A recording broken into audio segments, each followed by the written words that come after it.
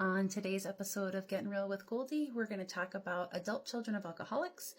Just a brief overview.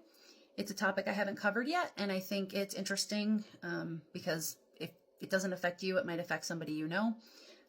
A lot of clients that I've worked with in my career have been children of addicts or alcoholics, or are parents who have substance abuse issues, so it's relevant. According to a study done by the National Association of Children of Alcoholics, there are about 11 million plus at this point children under the age of 18 with at least one alcoholic parent.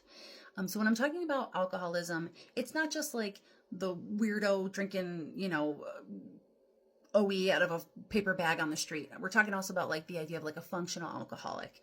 And so a lot of people don't necessarily recognize how that does impact your children's social emotional development.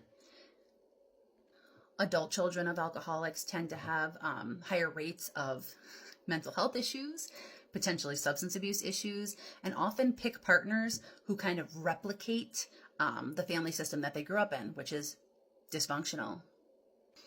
ACOAs, for sake of argument, are also more likely to experience trauma because when a parent has substance abuse issues, their care can be very inconsistent. And I'm not necessarily, again, talking about the people who neglect their children and just like are drunk and high all the time. I'm talking about like the emotional stuff that kind of comes along with a parent kind of being physically present but mentally checked out.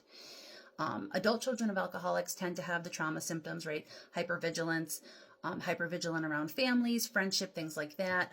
There's a lot of shame when you have a parent who has an alcohol or drug problem. A lot of times they have a need for control. So growing up without a sense of control or consistency causes them to be very rigid with that. Difficulty with handling emotions. They learn how to hide their emotions. They learn how to stuff their emotions, or they behave very outwardly not so great because they're trying to get attention somewhere. A lot of ACOAs struggle with low self-esteem and physical and mental health issues. And so therapy and support can be helpful for people who have this kind of issue. I'm sure I said issue 16 times now.